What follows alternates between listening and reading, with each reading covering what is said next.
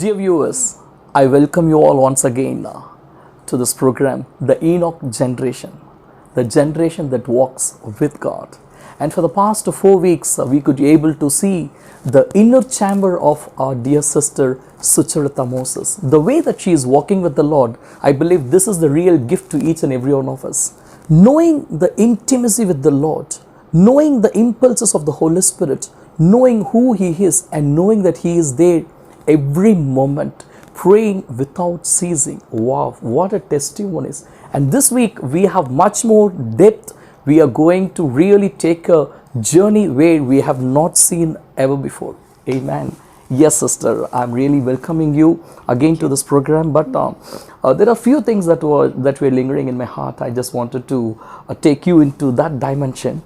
How would you taste it, the forgiveness of God? In the sense, one of the core thing in the love of God when it comes to we realizing that I'm a sinner and I need the forgiveness of God.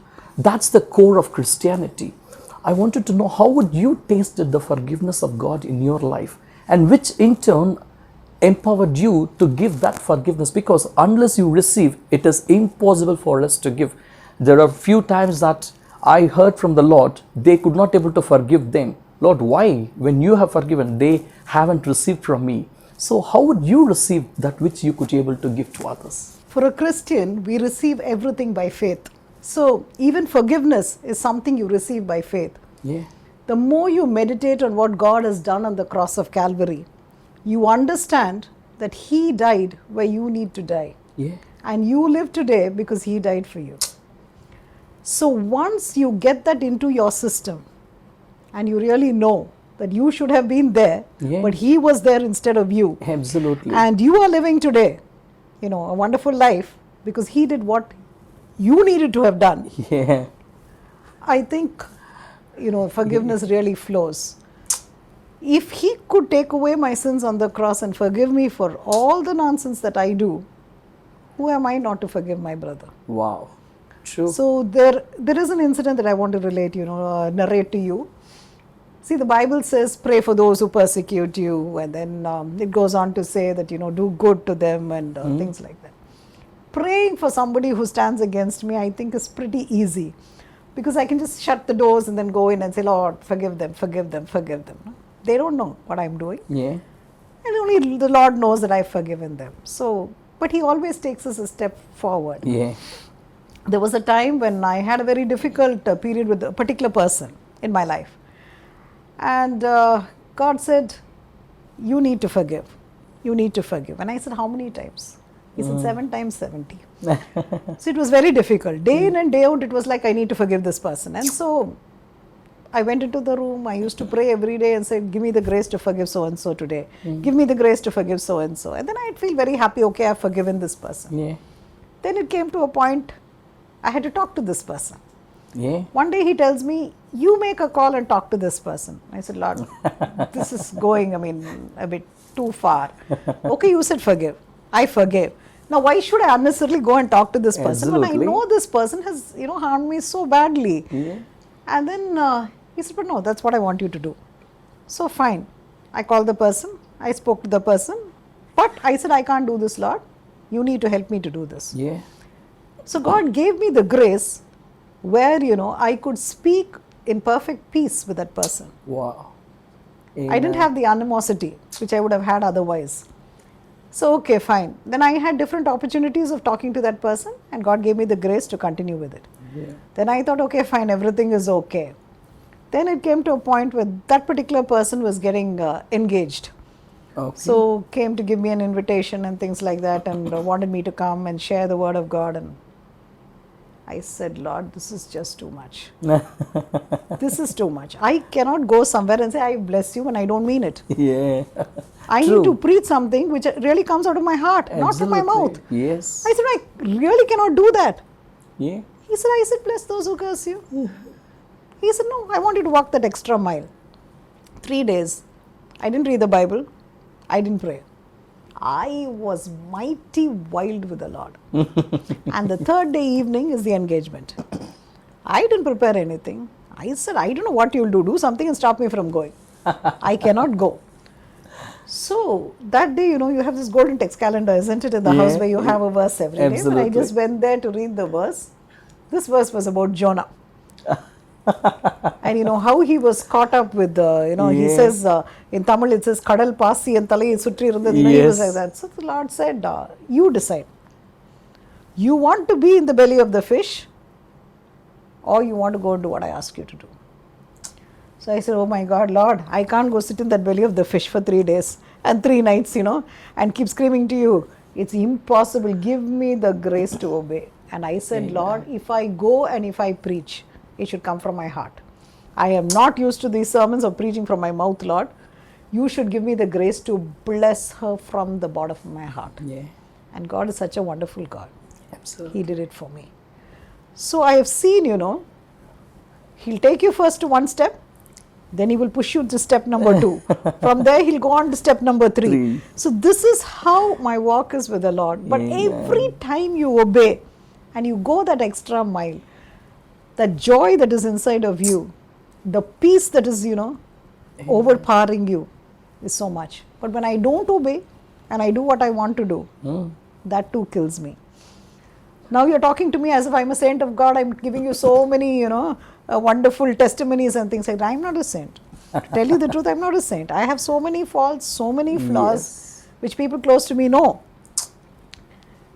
So I would like to share something because I don't want the audience to get that wrong, feeling that, oh, she's a saint and, she goes around like that with a halo around her head. No. I'm an ordinary human being with all my flaws, all my faults. There was a day, it was a Sunday morning, when we were getting ready to go to church. Okay, my kids were getting ready, husband already late, the church bell would have rung, the church service would have started. It was, that crazy mode. Okay. And I still haven't had a bath. And then there's somebody ringing the doorbell. And I opened the door and there stands a woman affected with leprosy.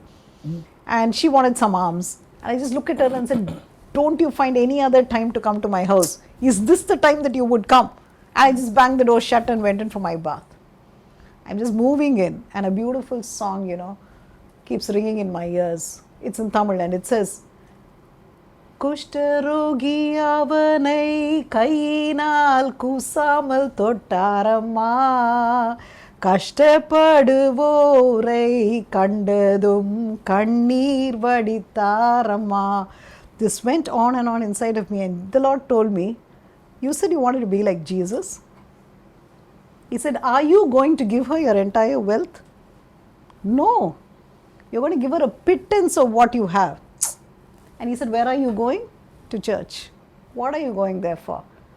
To put an attendance there that I attend church regularly every Sunday? Or you want to convince, the people in church, oh, this family comes regularly to church? Or you want to convince the pastor, what are you trying? He says, where's your heart? I tell you, I was in tears. I ran down the stairs. I went to the gate. I went and looked out for this woman and I couldn't find her. And that day when I went to church, I was heartbroken. So when I went for communion to the altar, I knelt down and I prayed. I said, Lord, give me one more chance. But He is an awesome God. Amen. He did give me not just one more chance, several chances. This woman came back the next month to my house. And we become good friends after that. Wow. She still visits my home. But I tell you, we are not saints. We are full of faults. But the way the Holy Spirit convicts us, He convinces us and He makes us move that one more step. It's awesome. So I just wonder, one word He created everything. Yeah. But it's taken these 56 years and He's still working on me. I'm still not what I need to be. Yeah. I'm still not the perfect, design that He had designed me to be. Still full of flaws and faults, and He's still so patient to deal with me. Yeah, fantastic.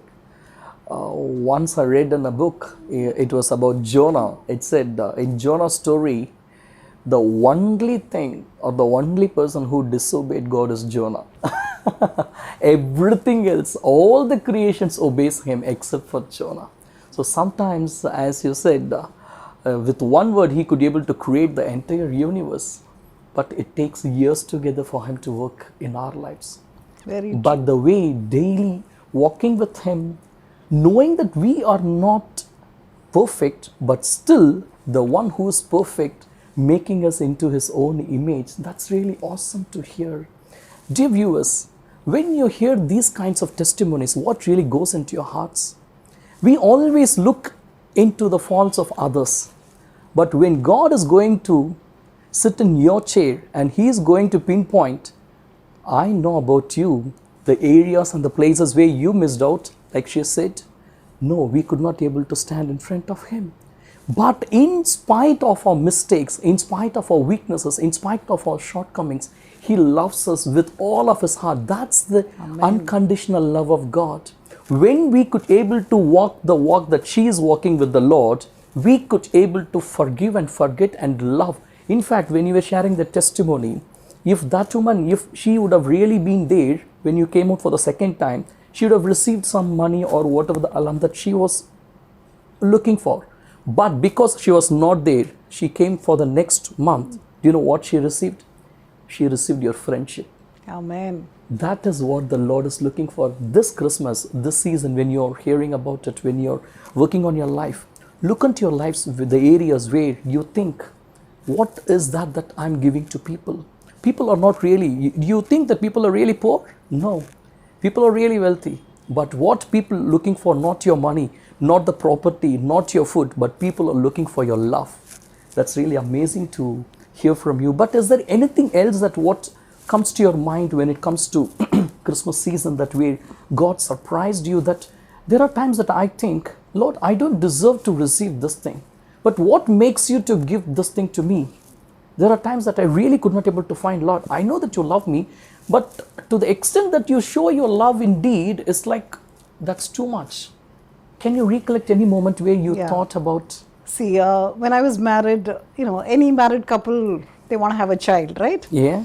So by the grace of God, we did have a child, and it was a girl child. And 5 months after she was born, I was going through a lot of medical issues, gynec issues, where it came to a point, the doctors told me that it's difficult for me to have a second. And I said, no, Lord, I want a second. And God was very good, very gracious to me. He gave us a son. So then, you have a daughter, you have a son, you have everything in the world, kind of, you enjoy both. Perfect family. Yeah, perfect family. But God is a God of abundance and overflow. Amen. So He wanted to prove to me, it is not you, it is I. This is not about you, it is about me. Because children are a gift of the Absolutely. Lord, isn't it? Yes. The fruit of the womb is His reward. Yes. So 4 years after my second child was born, there all of a sudden I was pregnant with my third, and I didn't even know I was carrying my third till the 5th month. So that was a surprise. Wow. So now when I look back, I wonder, oh my God, what a good God you were. You proved to me it is not you, it is I. Yeah. So God blessed me with 3 beautiful children. And then came my son-in-law and my daughters-in-law. And they were like, packaged from heaven. That's what I would say. Because every time I think of them, I keep wondering, you come to an age where you're not going to have your own children, and, you're not going to rear them up. But God is so good. Somebody else has birthed them. Somebody else has, reared them, done everything that you needed to have done for your child. True. And then at that particular time, I always imagine He ties a cute ribbon and tells me, here's your reward, and gives it to me. And it's awesome the way He's given me a son, and the way He's given me 2 daughters. They are not son-in-law and daughter-in-law. I love that phrase in Tamil that says, Maru Magan, Maru Magal. So you have a son, marubadiyum or mahan kodukrar. Wow. You have a daughter, marubadiyum or mahala kodukrar. So, this is abundance and overflow. That's what I think. That's the God we serve, isn't it? Amen. And all come from, different families, reared in different ways, but He brings you all together as a unit. Wow. And then comes your grandchildren. And that's a wow moment, where you become a grandmother. And it's awesome. So I'm telling you, brother, every day it is not the material things, and then you have your extended family, your siblings, your cousins, aunts and uncles, and then you have your lovely friends around you. So many, serving the Lord, in ministry. Yes. It's just awesome how much God cares for you. And every moment you are low, you are in your depths, you are down, there's somebody there to push you. Amen. He sends somebody there to pull you out, to push you through. It could be your spouse, it could be your kids, it could be your grandkids, it could be anybody that God can use at any point of time and throw you into your destiny. So, what more wow moments do we require? We think we are lonely, we are lost, and nobody loves us, and we are discarded by the world. But that's not true. Yes. That is the lie of the devil. When you are in the Lord, every moment He gives you somebody who will push you through. I still remember a day when we were doing our songs and things like that, and it came to a point like I was wondering whether we would go further with this, because there were a lot of challenges, and I was wondering whether we could continue doing what we were doing. Okay. So I was sitting in my bedroom and I said, Lord, I need to hear from you. I need to hear from you. I said, I don't know, Lord, some servant of God would call me or come directly to see me or message me.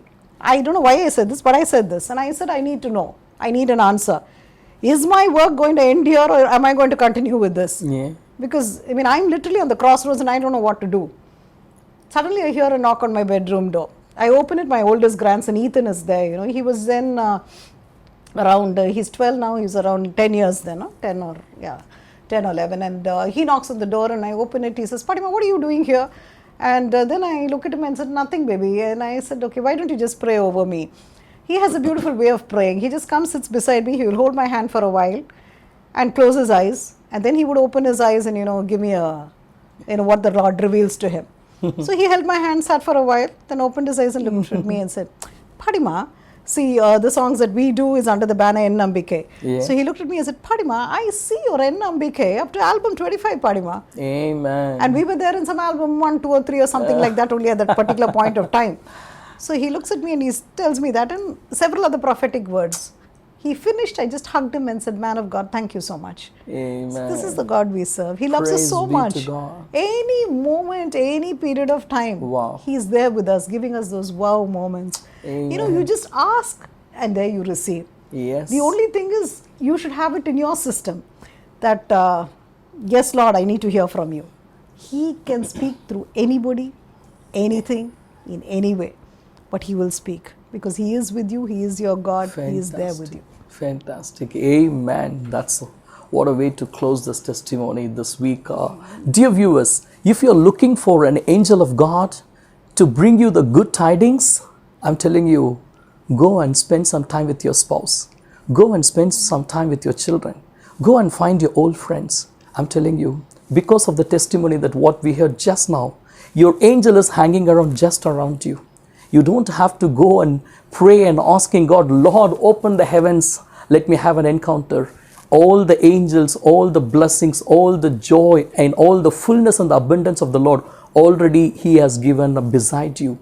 Go and check and be thankful to Him. Stay tuned until we will be catching up next week with some more deeper things that which we haven't tasted in our life. The Word of God says, taste and see. It did not say hear and see. It says taste. And this is a great and golden opportunity for you and me to taste the goodness of the Lord. Stay tuned.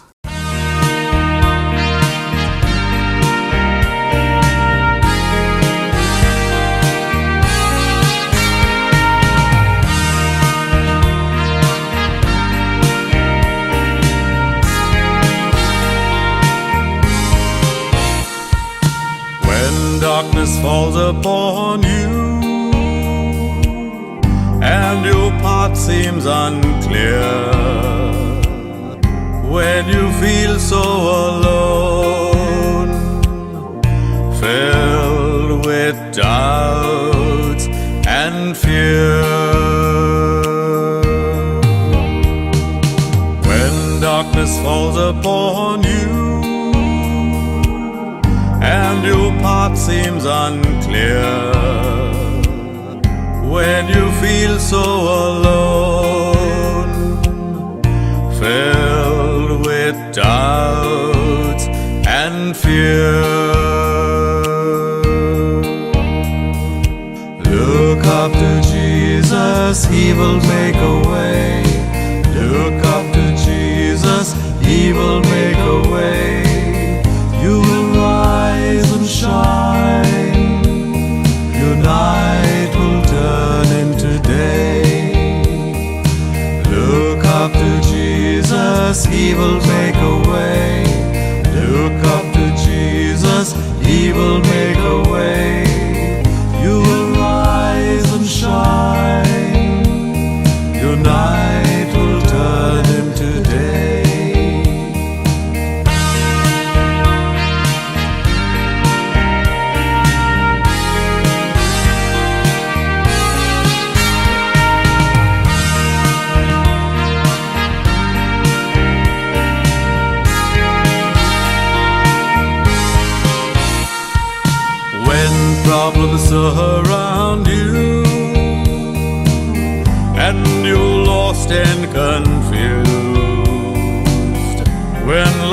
seemed so weary, so burdensome too. When problems surround you and you're lost and confused,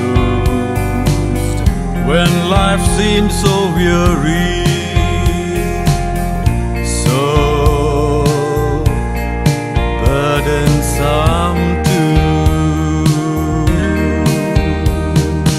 Look up to Jesus, He will make a way. Look up to Jesus, He will make a way. You will rise and shine. Your night will turn into day.